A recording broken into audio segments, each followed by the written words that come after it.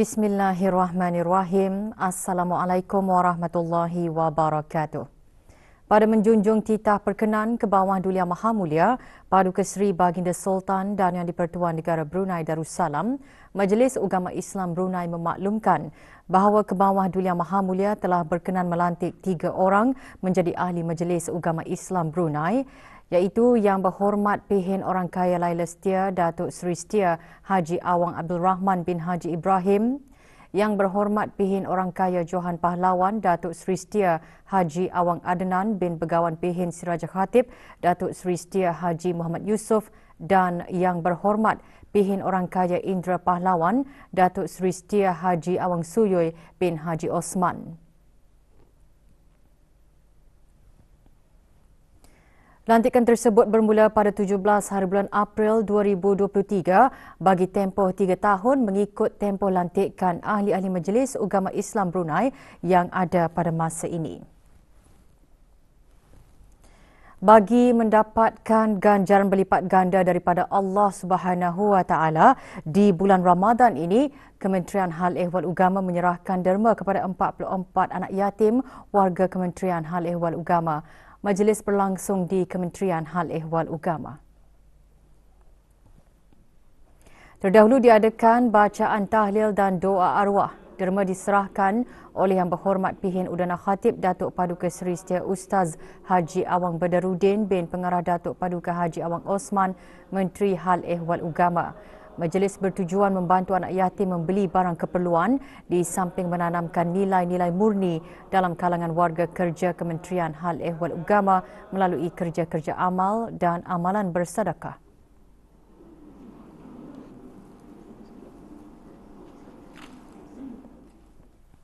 Dana Pengiran Muda Mahkota Al-Muhtadibillah untuk anak-anak yatim dana menerima sumbangan keseluruhan berjumlah RM66,339 daripada 77 orang ahli Fuju Shiyi Association Brunei yang terdiri daripada syarikat perniagaan dan individu persatuan. Majlis penyerahan sumbangan berlangsung di Kompleks Yayasan Sultan Haji Hassan Al-Bolkiah di Ibu Negara. Sumbangan tersebut diterima oleh Yang Berhormat Pehin Datu Laila Raja Major Jeneral Bersara Datuk Paduka Seri Haji Awang Halbi bin Haji Muhammad Yusof, Menteri di Jabatan Perdana Menteri dan Menteri Pertahanan kedua selaku pengerusi Lembaga Pemegang Amanah Dana. Sokongan dan derma daripada para dermawan bagi membantu dana sangat dihargai dalam mempertingkatkan kesejahteraan hidup anak-anak yatim di negara ini. Juga hadir Dr. Nur Imtihan binti Haji Abdul Razak, Setiausaha Tetap Perancangan Guna Tanah dan Alam Sekitar, Kementerian Pembangunan selaku pemangku Ketua Pegawai Eksekutif Dana.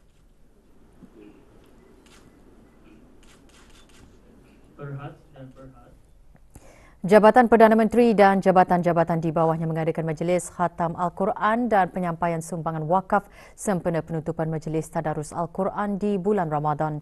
Majlis berlangsung di Masjid As-Salihin. Majlis dimulakan dengan penyampaian wakaf untuk kegunaan Masjid As-Salihin dan Yang Berhormat Pehin Datu Laila Raja Major Jeneral Bersara Datuk Paduka Seri Haji Awang Halbi bin Haji Muhammad Yusof, Menteri di Jabatan Perdana Menteri dan Menteri Pertahanan kedua.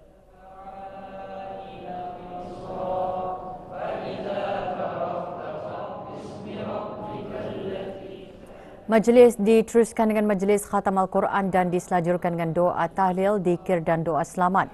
Majlis merupakan salah satu aktiviti keagamaan dan kebajikan Jabatan Perdana Menteri dan jabatan-jabatan di bawahnya.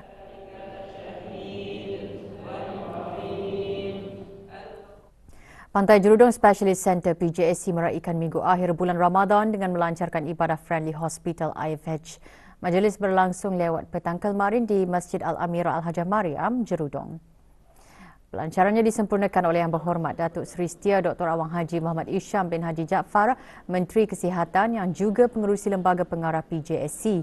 PJSC IFH ialah konsep pertama seumpamanya untuk menjadi model institusi penjagaan kesihatan Islam yang menyediakan penjagaan holistik dalam menangani keperluan fizikal, emosi dan rohani pesakit selaras dengan agenda negara zikir.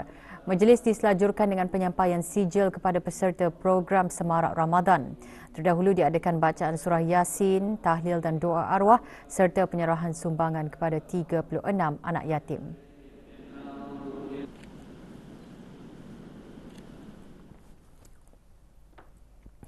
Dalam usaha menyemarakkan lagi bulan Ramadan yang mulia, Kementerian Kebudayaan Belia dan Sukan melalui Jabatan Belia dan Sukan mengungkapkan program Tadarus Al-Quran Belia di bulan Ramadan serentak di keempat-empat daerah. Program merupakan projek tahunan Kementerian Kebudayaan Belia dan Sukan yang melibatkan agensi-agensi kerajaan, persatuan-persatuan belia dan golongan belia.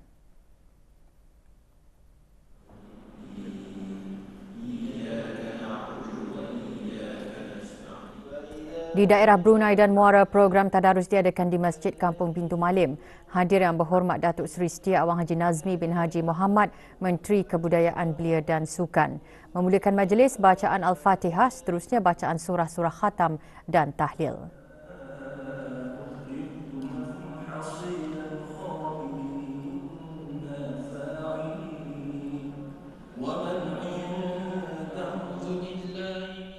Bagi daerah Temburong, program Tadarus Al-Quran Belia berlangsung di Masjid Kampung Batu Apoi. Hadir Pengiran Muhammad Amir Rizal bin Pengiran Haji Mahmud, Setiausaha Tetap Kesukanan Kementerian Kebudayaan Belia dan Sukan. Majlis diselajurkan dengan penyerahan sumbangan bagi kegunaan Masjid Kampung Batu Apoi.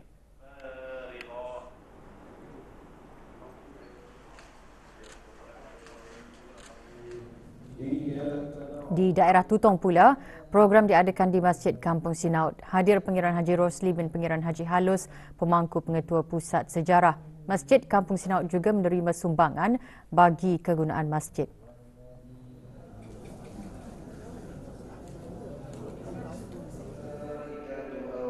Masjid Rancangan Perumahan Negara Kampung Pandan menjadi tumpuan program Tadarus Al-Quran Belia bagi daerah Belait. Hadir meja bersara Haji Muhammad bin Dolah, Pemangku Pengarah Bahagian Khidmat Bakti Negara. Majlis diisikan dengan bacaan surah-surah khatam dan tahlil.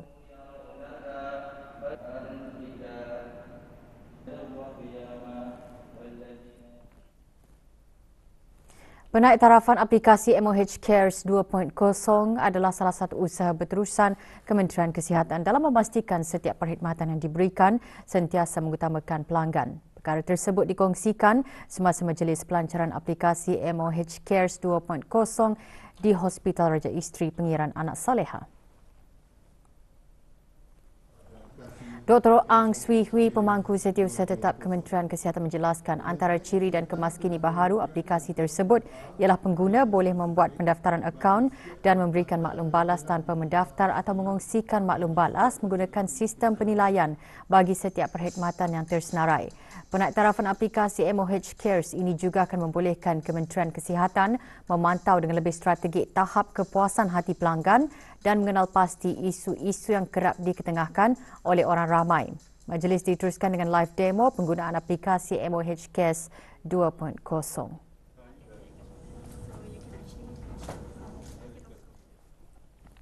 Meskipun jauh dari keluarga, namun kemeriahan suasana Ramadan di negara Brunei Darussalam menjadi pengubat rindu para pelajar antarabangsa yang sedang menuntut di negara ini. Bahkan para pelajar tersebut merasakan pengalaman unik apabila dapat menjalani ibadah puasa dan bergaul dengan masyarakat tempatan di bulan suci ini. Ikuti laporan lanjutnya bersama awangku Muhammad Wa'i Waziruddin Shah Pengiran Salahuddin. Keunikan dan kemeriahan suasana Ramadan di negara ini memberi pengalaman berharga bagi para pelajar antarabangsa yang sedang menuntut di beberapa buah pusat pengajian tinggi tempatan. Bagi beberapa pelajar antarabangsa, Universiti Islam Sultan Sharif Ali UNISA, layanan mesra masyarakat tempatan dan pelbagai aktiviti keagamaan yang diadakan sepanjang Ramadan menjadikan mereka tidak begitu merasai kerinduan meskipun berjauhan dari keluarga. Menjadi keluarga baru kita di sini, ada kawan-kawan kita ya, puasa bareng. Biasa kita buka tuh kita masak bersama-sama, kita ya kongsi lah bareng-bareng. Terus kadang kalau ada time kosong kita buka di luar, macam di pasar malam or restoran-restoran lain lah gitu. This is my fourth years. I spent Ramadan in Brunei with myself alone, with my friends. Para pelajar antarabangsa College University Perguruan Agama Seri Begawan Kupu SB pula merasa beruntung kerana dapat merasai sendiri amalan berpuasa yang unik di negara ini. Staf KPSB sangat bermurah hati dan tidak berkira-kira untuk memberi makanan ataupun bersedekah. Dan tengok kat sini banyak sangat masjid, Brunei banyak sangat masjid yang saya tengok macam wah, menarik Brunei ni. Dan dekat sini juga keistimewaan dia yang satunya berbuka awal lah daripada Malaysia. Pada awal Ramadan, Kebuah Duli Yang Maha Mulia Paduka Seri Baginda Sultan Haji Hassanal Bolkiah Muizzuddin Wad Daulah akan kurnia kurma free kepada seluruh rakyat dan juga penduduk, termasuklah kami. Walaupun kami bukan rakyat Brunei, tapi kami juga dapat merasai benda tu. Brunei sejauh ini baik, negaranya banyak melakukan kegiatan-kegiatan kayak khataman majlis segala macam. Terus nampaklah suasana bulan Ramadan di Brunei. Pengalaman unik menjalani ibadah puasa Ramadan di negara Brunei Darussalam setentunya akan dikenang sampai bila-bila oleh para pelajar terbabit. Secara tidak langsung, ia juga dapat membantu memperkenalkan bumi Darussalam ini ke mata dunia sebagai negara baldatun taibatun wa rabbun ghafur. Awangku Muhammad Wai, Waziruddin Shah bin Pengiran Salahuddin melaporkan untuk Berita RTB. 28 penerima terdiri dari anak-anak yatim dan ibu-ibu tunggal menerima sumbangan melalui program yang mereka sertai, iaitu Projek Amal Jiwaku Ikhlas kali ke-22 anjuran Chris Camilla Creations dengan kerjasama Majlis Perundingan Kampung MPK dan Jawatan Kuasa Kemajuan dan Keselamatan Kampung Rancangan Perumahan Negara Kampung Mentiri. Majlis diadakan di salah sebuah hotel di Jerudong.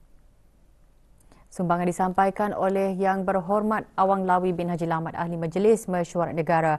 Hadir Puan Yang Terutama Homera Rigi Ziruki, Duta Besar Republik Besar Iran. Projek Amal Jiwaku Ikhlas bertujuan memberikan ilmu bermanfaat kepada anak-anak yatim serta ibu-ibu tunggal untuk belajar berdikari dan menyuntik semangat untuk lebih berusaha.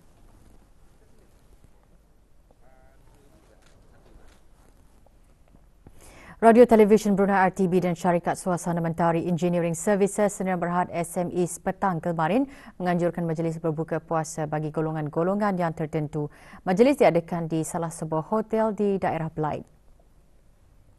Majlis dimulakan dengan penyampaian sumbangan kepada 103 orang anak yatim oleh Awang Yusof bin Haji Osman, pengarah urusan SMEs, yang diikuti dengan penyampaian sumbangan kepada 63 buah keluarga yang kurang berkemampuan oleh Awang Haji Amirul Hafizin bin Haji Muhammad, pemangku pegawai daerah Belait. Manakala sumbangan kepada 10 warga emas disampaikan oleh Awang Haji Azman bin Haji Abdul Rahim, pemangku pengarah RTB, dan Awang Kelvin Kong, ketua pegawai eksekutif SMEs. Majlis merupakan aktiviti terakhir di bawah projek Jalinan Kasih RTB pada tahun ini. Juga hadir Yang Berhormat Awang Saleh bin Haji Osman dan Yang Berhormat Awang Muhammad bin Abdullah alias Lim Swee An, ahli-ahli Majlis Mesyuarat Negara.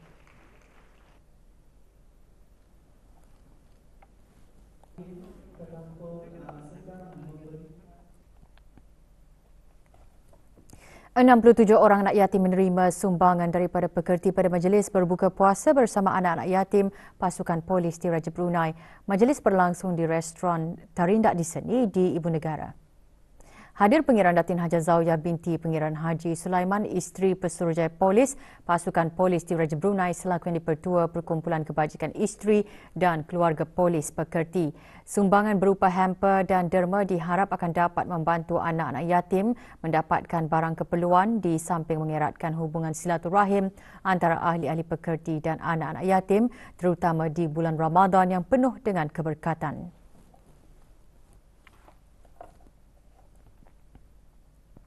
Dalam pada itu, 22 orang anak yatim di Kampung Lumut 2 dan Rancangan Perumahan Negara RPN Kampung Lumut di daerah Belait baru-baru ini menerima sumbangan derma pada majlis penyampaian derma bagi anak-anak yatim. Majlis Anjuran Majlis Perundingan Kampung Lumut 2 dan Majlis Perundingan Kampung RPN Lumut ini diadakan di premis salah seorang ahli MPK. Ia merupakan salah satu kegiatan tahunan dalam memeduli kebajikan anak yatim dan membantu meringankan beban mereka dalam menghadapi Hari Raya Aidilfitri yang bakal menjelang.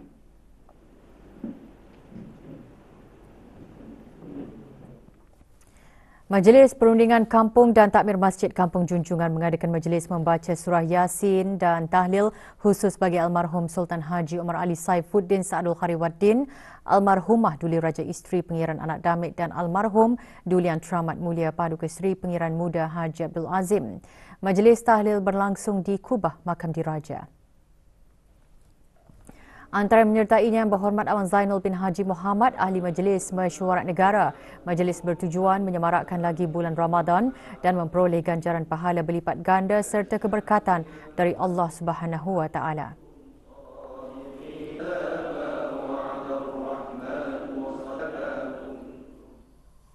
Persekutuan Pengakap Negara Brunei Darussalam PPNBD melalui bahagian keagamaan serta bahagian pengakap perempuan petang kemarin mengadakan majlis khatam Al-Quran. Majlis yang berlangsung di Balai Ibadah PPNBD itu diselajurkan dengan penyampaian sumbangan derma kepada anak-anak yatim dan keluarga yang kurang berkemampuan. Memulakan majlis bacaan surah Al-Fatihah oleh Datuk Paduka Awang Haji Idris bin Haji Abbas yang dipertua Persekutuan Pengakap Negara Brunei Darussalam.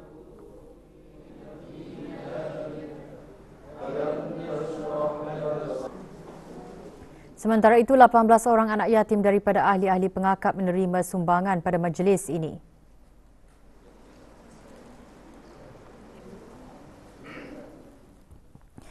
Majlis Khatam Al-Quran juga diadakan oleh Henggi Industri Sdn Berhad bersempena bulan Ramadan. Majlis berlangsung di Masjid As-Salihin. Hadir Pengiran Jamra Wira bin Pengiran Haji Petra, pemangku setiausaha tetap di Jabatan Tenaga. 27 orang kaki tangan Henggi Industries menyertai majlis ini yang bertujuan untuk menggalakkan pembacaan Al-Quran sebagai sebahagian rutin harian selain meraih keberkatan daripadanya, terutama di bulan Ramadan. Bahagian industri dan ekosistem perniagaan melalui Unit Sukatan dan Timbangan SDT dan Jabatan Perancangan Ekonomi dan Statistik JPES melalui Jabatan Hal Ehwal Pengguna di bawah Kementerian Keuangan dan Ekonomi baru-baru ini mengadakan operasi bersepadu ke atas beberapa premis perniagaan di Kampung Serusop. Operasi memfokuskan peserta-peserta jualan Mega Brunei JMB. Hasil operasi mendapati kesemua 47 unit alat sukat dan timbang yang digunakan bagi tujuan perdagangan di premis-premis terbabit adalah sah, tepat dan berdaftar dengan unit SDT selaras dengan Akta Sukatan dan Timbangan 1983 Penggal 151 dan Peraturan-Peraturan Penelitian Alat-alat Sukatan dan Timbangan 1994 Ceraian 3 kurung 1 dan 2. Sehubungan itu, para peniaga diingatkan untuk sentiasa menjalankan aktiviti perniagaan dan jualan murah secara beretika dengan mematuhi Peraturan Akta Kawalan Harga Penggal 142 dan peraturan-peraturan di bawahnya.